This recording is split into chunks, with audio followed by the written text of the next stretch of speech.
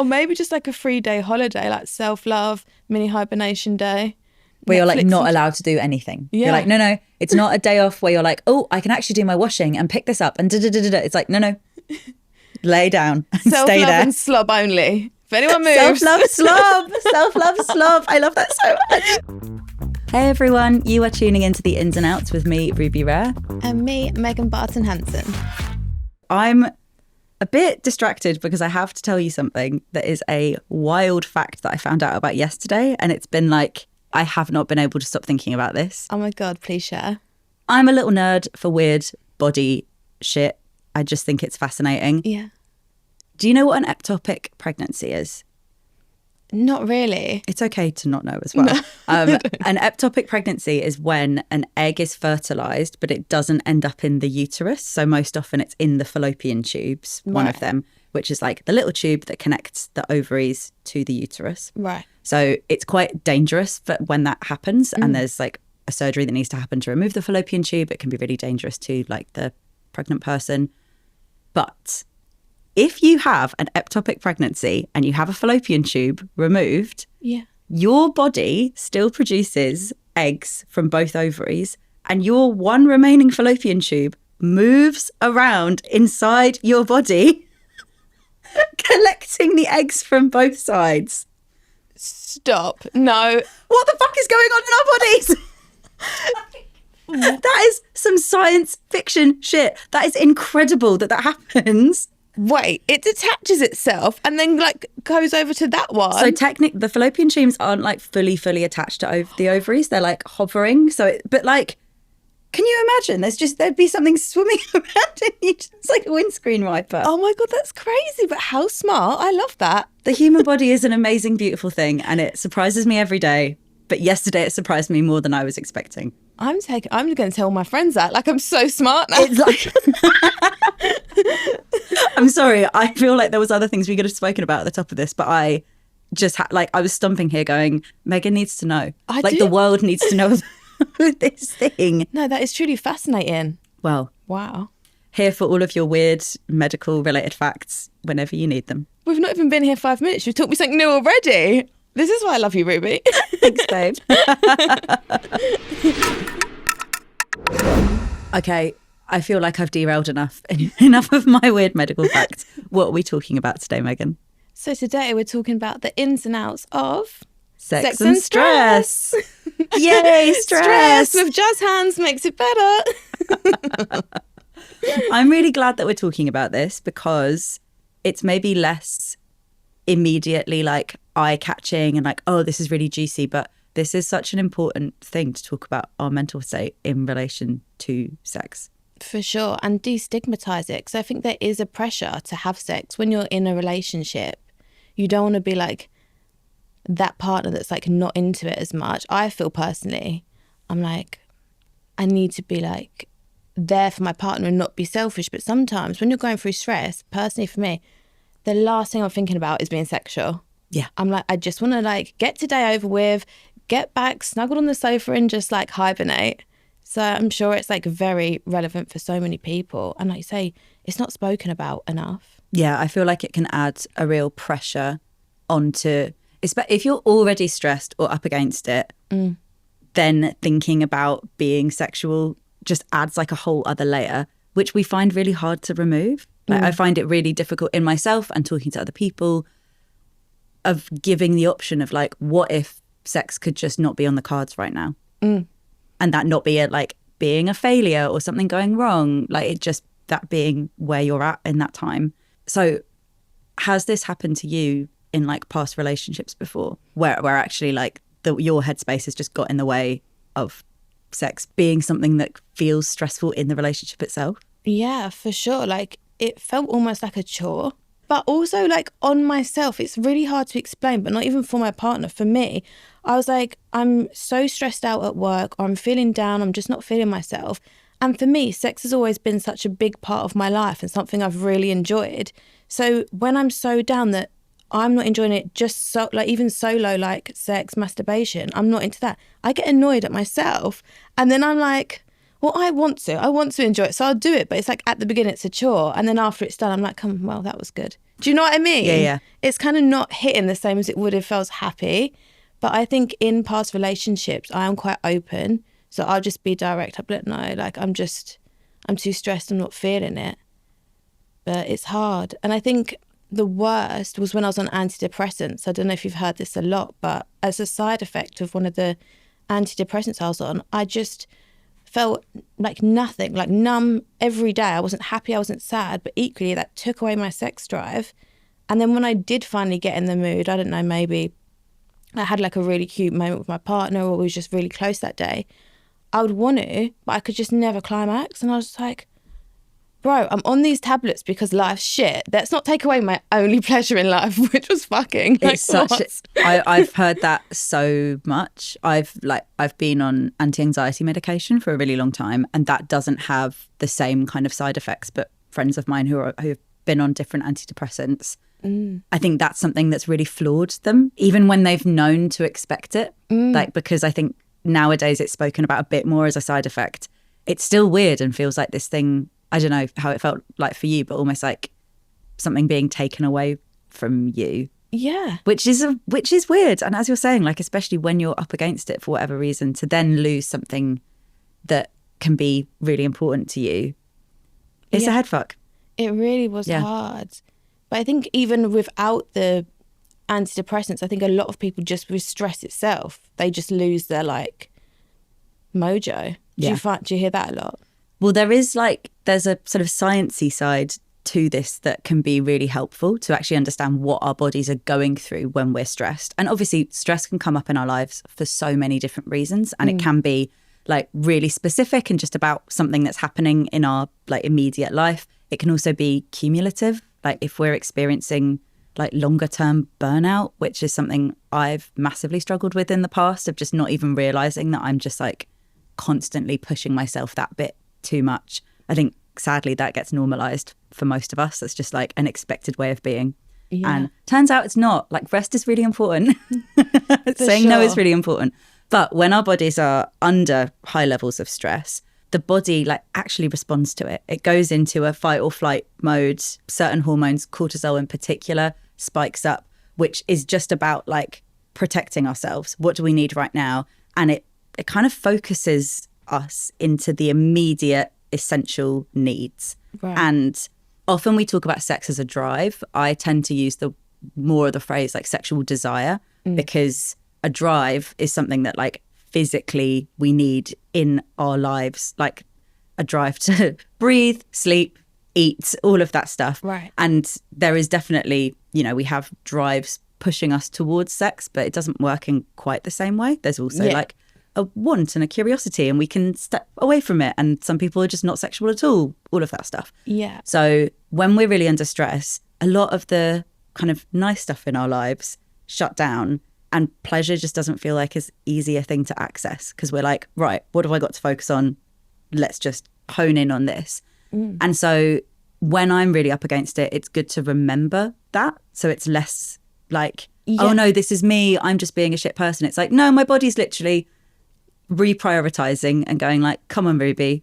Yeah. Maybe now's not the time for a shag. Let's just focus on this. Yeah. No, that makes so much sense. And I think that really would alleviate so much pressure off people thinking, oh God, so on top of all this other stress, now I've lost my sex drive. It's like, no, your body is going into a state of like survival. And where you've got all that cortisol like running around your body, it's just trying to like get through the day and keep you safe. It's not thinking, oh, who should we shag tonight? And it's a weird thing when like we think we're talking about it in that way, but what we might be getting stressed about is like answering emails or, like. But it's all relative, I think. It really is. Like I am so good at downplaying the moments where I'm struggling and like making myself feel shit about them because it's like not a good enough reason, or it's like not serious enough. And actually whatever we're up against in our lives, it deserves care and attention. And sometimes it literally takes my body like telling me to stop if that's like suddenly feeling really ill, or just being like, wow, my sexual desire has just completely shut down.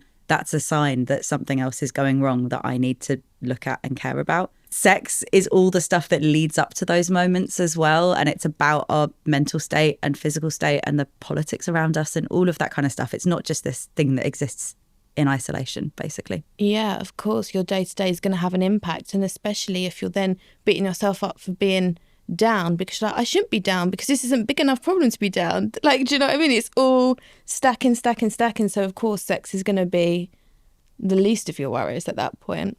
Yeah. We've spoken a lot in this about like the moments where sex just gets shut down. Like for me, I think the biggest moments that I've experienced that have been around grief and how that's kind of grief, whether that's like grief of a loss of someone or also like other forms of grief in our lives about like big changes and stuff. I find that I go either of two extremes. Either I'm like, absolutely no, sex does not exist in my body, like I'm just not interested, or I'll go the other way and actually sex will become something that I kind of cling to a bit to make me feel sane, to like remember that I'm alive and I have a body and like almost using it a bit as a sort of like pressure valve so I get a bit of release. And there's never a middle ground. It's either like I'm really up against it, I want to have sex all the time, or I want to have sex absolutely not at all and I don't want to think about it. Is that the same for you? I guess I have gone through phases. I've never really thought about it like that, but I guess maybe not stress, maybe more for me it's like a breakup, because I don't want to feel the feelings of missing that person because I knew they're bad for me. I'm not even going to like take a minute to miss them. I'm like, right, who are we texting next? Get someone out. So in that way, I guess. Or if I've been stressed, I know like sometimes I said I wouldn't even be like sexual whatsoever, but other times in order to sleep, it almost got to a habit. I couldn't fall asleep without masturbating. And I was like, Meg, this isn't sane. What am I going to do if my friends stay over? And they're just like, is she all right up there? Like, what's she up to? Coming down all sweaty for a glass of water. They'll be like, what, have you been in cardio up there? You know what though? All hail the efficiency wank. Like if that's what you need to get to sleep, I think that's a really good reason to have a wank. And do you think? Yeah, that was me last night. I was like, okay, I'm actually feeling there was just like a lot in my mind and I'm trying to be much better at like not looking at my phone loads before I go to bed. And it worked. Like I don't think that's a bad reason to be interested in sex. Good. I'm going to run with that one because I did think maybe I'm forming like a bad habit. I'm very, like you said, like all or nothing with not just like sex, but just everything in life. If I'm working, I want to work so hard. If I'm like going to the gym, I'm going to be like the fitness guru. Just short periods, but everything in extreme short periods. Probably ADHD, who knows? I was going to say, it's like, okay, that's a little bit ADHD, bunny. But yeah, I'm not going to beat myself up now if I get into a little phase of just wanking every day before I go to bed. Who cares? If you're stressed, it's also about how you're releasing that stress. Because for me, like if I'm feeling a lot of stress, I will try to control everything. That's like a response of mine of just being like, oh, even if it's stuff that like obviously I'm not able to control. I spend so much time and energy trying to do that, and I can see that it's like not a helpful thing for me. Yeah. And the thing that breaks that cycle is something that like literally shakes it out of me. And that can be like exercise, or because I'm a little cold swimming wanker, like jumping in the sea when it's really cold, or having a massive cry, or having a wank and an orgasm, or sex. Like all of those things do something similar in my body where they're kind of like there's a crescendo, there's a release, I come down, and maybe things don't feel quite so stressful as they did before. Yeah, that's such a lovely way of putting it, because with all of them things, there is something. So we wouldn't be like, oh, because you're being a, what did you call it, like cold water therapy wanker? Because you're doing that. Like people wouldn't look at that and be like, oh, okay, that's how she deals with stress. But because you say masturbation, I was like, oh, okay. Yeah. It's weird. We need to get rid of that whole stigma. But I'm interested to find out, like, when you said you was going through the phase where you was using sex as, like, stress relief and doing it a lot, what time was that for you? Like, do you remember what you was going through at the time? I think it's come after big breakups in the past, for sure. Like, after that initial really, like, cut up, heartbroken stage. And a lot of that is around, like, chasing intimacy and, like, sensuality as much as it is just about sex, but wanting to have a moment where I just feel very in my body and less in my head. Yeah. And then also with work stuff, like How do you find this? Because both of our jobs relate to sex. Yeah. And so there's also a weird thing in my brain when if I'm not feeling sexual, because it's also part of my job and I feel like I should be representing that in my personal life and my professional life. If I'm not as interested, it makes me feel like a professional failure as well as like a failure in myself. Oh, you need to give yourself a break, honestly, girl. But I get it. Probably more so for you because obviously OnlyFans is the only like sexual thing I do. And to be honest, I look at that like people are coming there for a service. That's the sexy Megan. It's kind of like a persona. Yeah. And then I kind of... And you're working there. That is very... You're like literally clocking in to work. Yeah. And I guess it's the same for you though. Like when you go and do your like sex ed talks and things, that's like work, Ruby. How you're having sex in your personal life is up to you.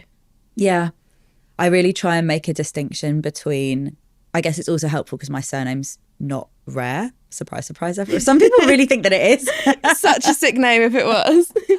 But like, I try to think of myself a bit like Hannah Montana, of like separate Miley Cyrus, Hannah Montana, of being like, okay, this is like professional Ruby who knows a lot about sex and relationships and is like knowledgeable and curious. And then actually like when I'm not that Ruby, there's so much crossover, which is the thing that's difficult, but being like, I'm allowed to be a hot mess and not feel sexy and be a bit all over the place and not want to do this.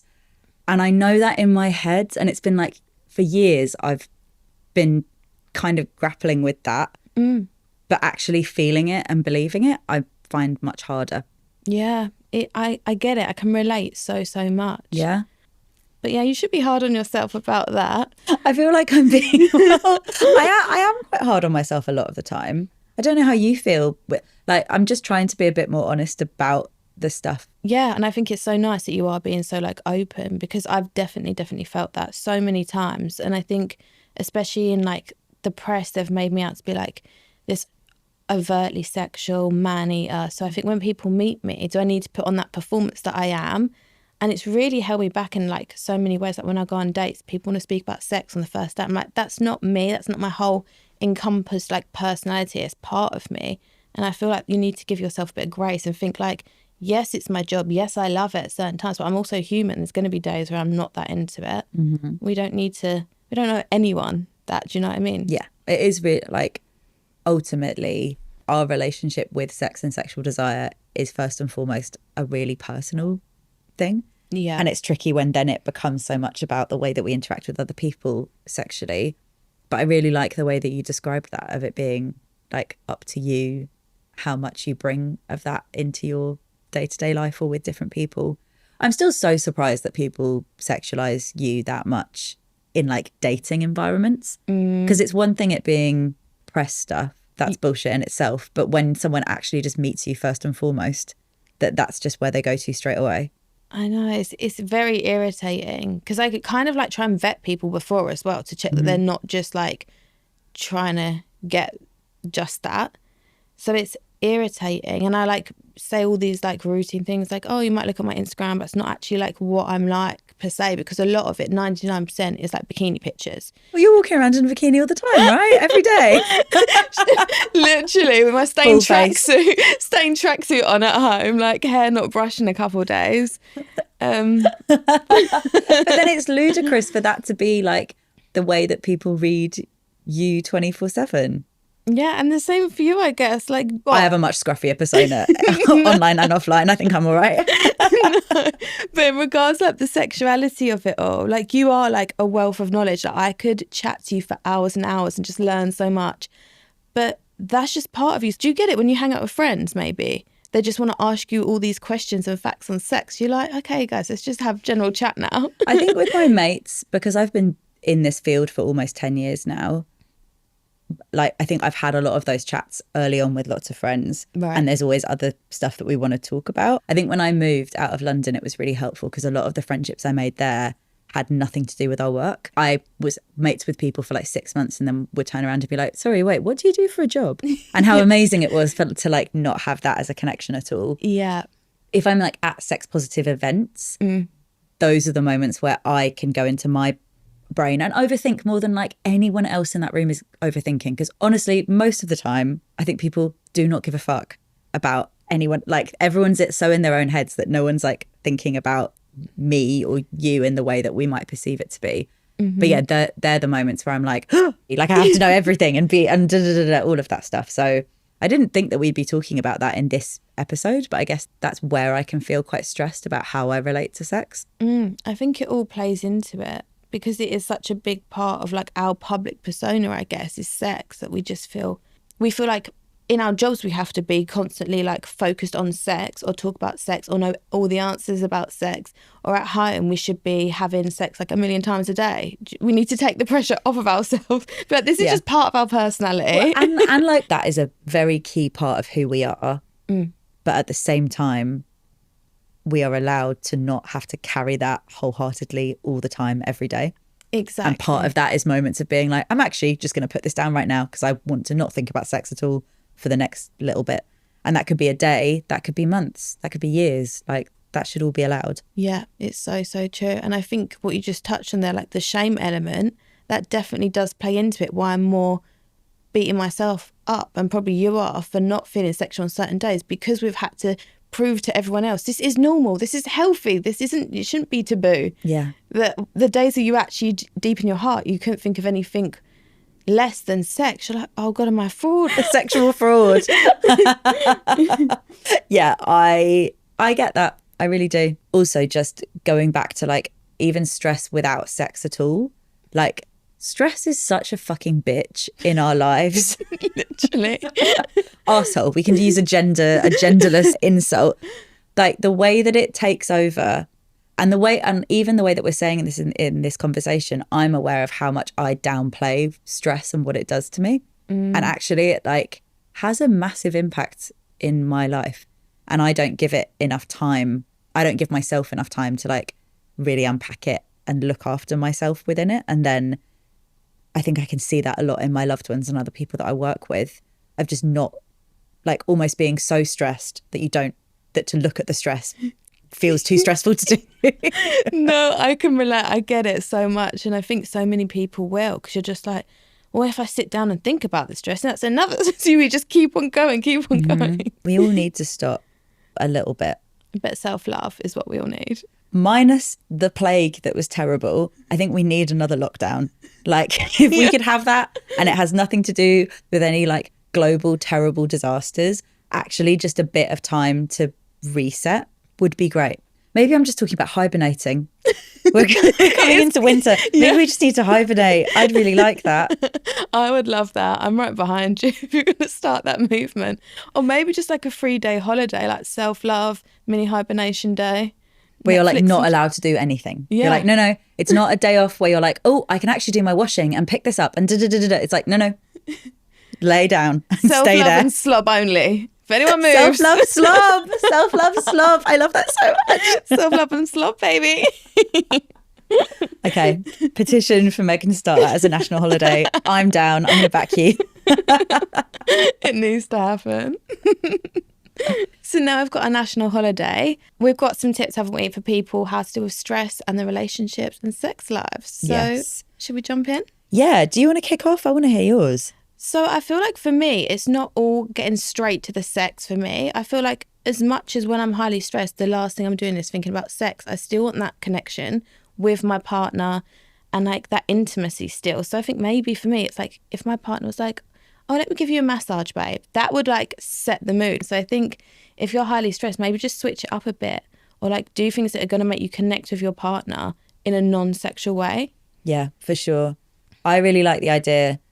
A lot of like relationship therapists will say this, if couples are coming in and there's like a real struggle around sexual desire or connection, of actually telling them to take sex off the cards. Just be like, for the next couple of months, like sex isn't allowed. Obviously, if you then want to and ends up happening, it's not like a bad thing. Yeah. But taking the pressure off of having sex, but instead focusing on like sensuality, intimacy, other forms of connection, which I think are so undervalued. And it's really nice to hear that like as a priority that you're bringing to this. because I don't speak to that many people who have that awareness that that's maybe what they're needing if they're stressed, more than like the actual physical like bodies smashing together. Which can also be a really lovely thing and like a great, you know, release, connection, all that stuff. Yeah. But yeah, all of this for me just starts off with communicating, which sounds really basic, but I think when we are stressed, a lot can go unsaid, or we can pick up on cues or misinterpret things in different ways, or like whatever it is. There's just like that extra element where you and your partner or partners, there's more room for like scritchy feelings, and trying to de-escalate that by just communicating and being like, hey, I'm all over the place right now. I'm not doing great. And this is impacting the way that I feel sexual in myself. Just being able to name that feels really important. Yeah. So you're not, again, like piling on different elements of stress on top of the other, basically. Exactly. And I guess it will alleviate stress from yourself because you've said it out loud. And I think half of the battle for me is like admitting to myself how stressed I am, because I see it as a weakness. But once you've told your partner, it's going to alleviate their stress. It's like, oh, okay, that's why she's so like touchy or whatever, or like doesn't want to come near me. It's not like a them issue. It's like because we're stressed, and then you've admitted it to yourself. So that's going to alleviate two avenues of stress that you don't need to have. So I think that's great. And being able to say that also to like mates and other people in your life. I mean, we probably might do as oversharers, but being like, you don't have to say, I'm stressed and it's impacting my sex life. Just being honest about like you're being really stressed and that impacting your life in general. Even that can like take a bit of the weight off, because probably you'll say that to people and they'll end up feeling similarly. And you can remember that you're like not alone in this, and that these moments ebb and flow and pass. Like you're not going to feel like this absolutely forever. Should also maybe do like the grown-up thing of, if actually your stress is feeling next level and really impacting your life, I'm glad you're listening to this podcast, but also maybe there's some professional people who will be really helpful to speak to, like going to your GP, accessing therapy, if that's something that you're able to do. Like we've got a lot of answers, but we are also 2 tits on the internet. Well, Literally. 4. 4 tits on the internet. Maybe 6 actually. You're packing a lot of heat. Me trying to be really serious and then being like, no. Oh, I have something that I want to share that I thought you might find interesting. Right. Which is like actually studies around how often people in the UK have sex. Oh my God, please share. I want to know your thoughts beforehand. Like on average, how often do you think people in the UK are banging? Like per month? Not that I really want to get this right or anything, but is it different from single people to people in relationships, or just general? I think this is just general. It's basically NATSL, which is the National Survey of Sexual Attitudes and Lifestyles. I can never remember that, which is why it's written down. They do these like massive UK studies. Is it every decade maybe? But the most recent one is a couple years old, but that's where this research comes from. So it's not like specific, just whole nation. Okay. And I was saying like how many times in a week, or just a month? A month. Okay. I reckon 22? No, 20 days out of the month, because there's 28 days in the shortest month, right? Yeah. So 20. Wow, Megan. Can I ask, is that without it getting well as personal as you want it to, is that related to how often you're having sex, or like how much you'd like to have sex, or your expectation of actually what's happening? She's been a single girl for a long time, so I think that's my expectation. If I'm meeting someone, I'm also not saying that in a way that's shamey in any way, but like whenever I speak to people, it always varies, but like people always say higher than what studies suggest, which is around 3 times a month. No. Yeah. I get like, maybe I've not had a long-term relationship, maybe. What? It's like, where is this? Yeah, in the UK, the average person has sex a little less than once a week, or about 3 times per month. Like, maybe I'm thinking when I had like long-term relationships, I was about 18, 19. So maybe it was just novelty back then. But also, that's a great thing. This is an average. Within that average, there's going to be people who have sex loads more and people who have sex loads less. There's no like better or worse. Yeah. There's also some arguments to be made of like, why are we chasing this average? Because that shouldn't tell us. It's more about what's normal to us than what's normal as like a nation. Yeah. But I say it because a stressor that I hear lots of people kind of gravitating towards is how often they should be having sex, like should in big, massive air quotes, because I don't think should exist with our sex lives. Knowing that that is the UK average, I think can kind of make people feel less panicked that they're not having sex enough. Yeah. Because it is way less than most people think.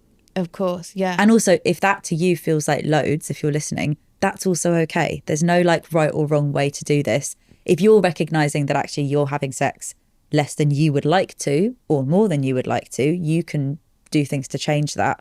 But it's not about, we don't all need to be shagging 3 times a month. Like, No, that's not the rules. At least that, like you say, takes pressure off people. Because I have seen like different TV shows or just like groups of girls when they're like, oh my God, what, you shag this many times a week? I shag, like, it's like a competition of who can do it the most. And is it, I think in Sex and the City, there was that like 3 times a week, like that's the thing that you should strive for kind of thing. And again, just like the bullshit pressure that puts on ourselves when you're entering sex, if it's like solo sex or having sex with partner, if you're entering that like ticking a box of being like, okay, great, I've like done the correct amount of sex this week. Yeah, like we don't want it to feel like that. No. I would rather, I don't know how you feel, but I'd rather have 2 sessions of sex with my guy and they last hours and we be like into it and it's passionate and it's hot, rather than thinking, oh, should we fuck again? We've only reached 2 times this week. We've not filled our quota. Yeah, like what? Yeah. That's crazy. Yeah. And it's also about the way that you're showing up into these situations. So, you know, we all have sex for like different reasons, different times. I'm not trying to say that like every time needs to be this explosive fireworks, rose petals, like all of that. But for me, a big indicator of if I should be having, again, why am I doing the shoulds? It's because they're in my mind now. A big indicator of if I want to have sex is if I'm feeling present and like embodied in myself. And if I'm not, there are ways that I can get to that. But it's also really nice to go like, oh, I'm actually just not feeling like that right now. So maybe let's just like not push it. And I'd imagine that would feel so empowering to be like, no, I'm just not feeling it today, rather than like just going with it, which I feel a lot of people feel like they have to. For sure. I would be curious to speak to some men about this as well, because I think that sexual desire is much more universal across genders than we make it out to be. But there is still a socialized expectation that like men should always be ready to have sex and always horny. And I wonder if like from our experiences, there's maybe even less stigma of being like, oh, I actually just don't want to do it right now. Like if there's more shame from a man's perspective in not being sexual. So yeah, I reckon so. So I feel like we got really into it today, and I feel like you taught me so much, especially about the cortisol thing, that it's not my problem why I'm not feeling horny. It's my body doing its thing. It's taking care of stress. So hopefully that will teach us not to be so hard on ourselves when we're not feeling that intimate, I guess. Yeah. What have you learned? What do you say from this episode? It makes a real difference, someone you care about being like, babe, be nicer to yourself. Like that's, I don't think I'm very good at saying that to myself, and actually hearing it from you is really nice. And maybe I just need to like hear that from people more often. All of this stuff, obviously stress impacting your sex life is not a fun thing for anyone, but it's also a bit of an inevitability, and just being a bit less of a dick to yourself in those moments. For sure, yeah. And I think your vulnerability will really help people like open up to their friends. It doesn't have to be like stress relating to sex, but just any stress in your life. We should be more vulnerable and open. Yeah, for sure. Well, thank you. I feel like this one's been a bit sciencey mini therapy session. It's been good though. It's been needed. I've really liked it. Thank you very much. As always, babe, it's a pleasure chatting to you. Thank you for sharing. Yay. And thank you everyone for listening. We hope that you enjoyed. And if this episode resonated with any of you guys, please get in touch. We want to hear your stories, sex conundrums, and yeah, we can't wait to hear from you. And in a slightly cheekier way, we do want to do an episode soon, which is just about all of your wild stories. So if you wouldn't mind indulging us. I feel like now enough, we've shared overshared a lot so far, and that's only going to continue. So the invitation is for you to overshare as well. You can get in touch with us. Our email address is hello@insandoutspod.com. I can't wait to hear your weird and wild stories. We'll be back next week with a new episode of The Ins and Outs. Bye. Mwah. Bye.